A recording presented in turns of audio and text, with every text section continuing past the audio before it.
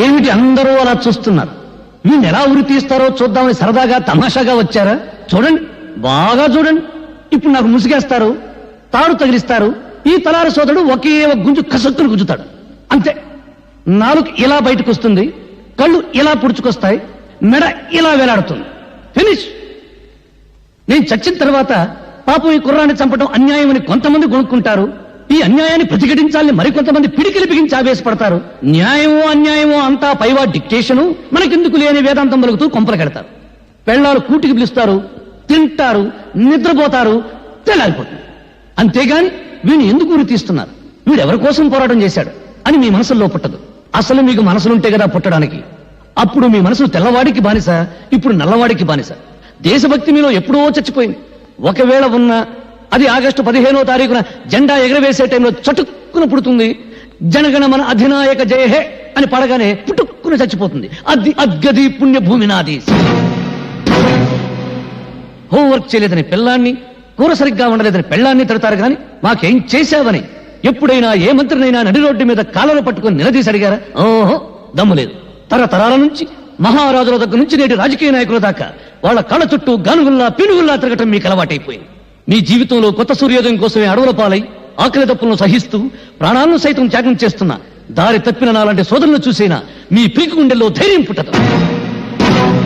అడుగడుగున ఆకలి, అవినీతి, దరిద్రం, దౌర్జన్యం, నిరుద్యోగం విలయతాండం చేస్తున్నా 47 సంవత్సరాల స్వరాజ్యంలో మనకెందుకు ఈ గతి పట్టింది?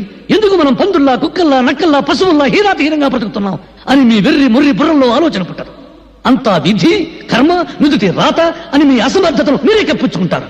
నూతులోని కప్పల్లా, ముద్దురాతి చిప్పల్లా గిరిగీసుకుని బ్రతుకుతున్నారు. చందమామ రావే, జాబిల్లి రావే అని రాని చందమామ చూపించి చిన్నప్పుడు మీ అమ్మ మిమ్మల్ని మోసం చేసింది.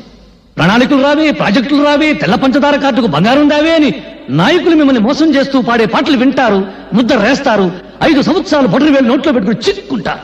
ఆ తర్వాత వాళ్ళు చేసే మోసాలు, దోపిడీలు మీరు కనిపెట్టకుండా ఉండడం కోసం మీకు చిన్న పని పెడతారు. ఏమిటా పని? నేను హిందువుని, నేను ముసల్మాన్, నేను క్రిస్టియన్, నేను బ్రాహ్మణుని, నేను రెడ్డిని, నేను చౌదరిని, నేను కాపుని, నేను హరిజనుని, నేను ఉత్తర హిందుస్థాన్, నేను దక్షిణ హిందుస్థాన్ అని మీలో మీరు రెచ్చగొట్టుకునేలా చేస్తారు. ఎక్కడ నీ పుణ్యభూమి, ఎక్కడ నీ దేశం? 1వ క్లాసు పిల్లాడు చదువుతాడు. నన్నయ బ్రాహ్మణ కులమన పుట్టెను, గాంధీజీ గుజరాతీ కోమటి, అంబేద్కర్ హరిజనుడు.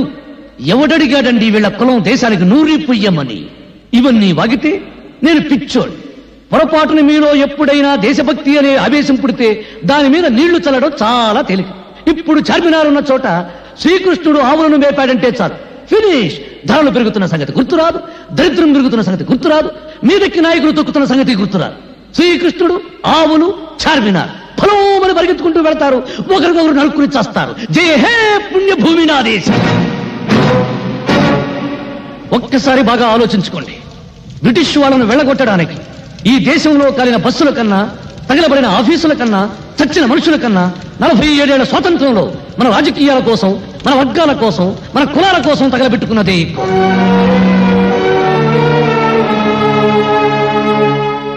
ఏమిటి అందరూ మౌనంగా నిలబడ్డారు?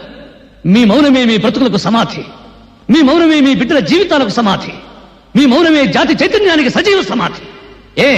ఎవరికి లేని తొల జల వీడికెందుకు నవ్వుకుంటున్నారా? అయితే నవ్వండి, బాగా నవ్వండి, నవ్వండి. చీమల్లా దోమల్లా బతుకుతూ నలిగి నలిగి నలిగి చావండి. నాకు ఈ జీవితం వద్దు. బ్రదర్ లాగించు, నీకు భోజనం టైం అయింది, నాకు చచ్చే టైం అయింది. పాపం వీళ్ళందరూ టీవీలో తెలుగు సినిమా చూసే టైం అయింది. లాగించు బ్రదర్, లాగించు. ఆపండి. చంపబడ్డవాడు దేశద్రోహులని స్వాతి సాక్ష్యాలతో నిరూపించింది. రాష్ట్రపతి అతని ఉరిశిక్షను రద్దు చేశారు.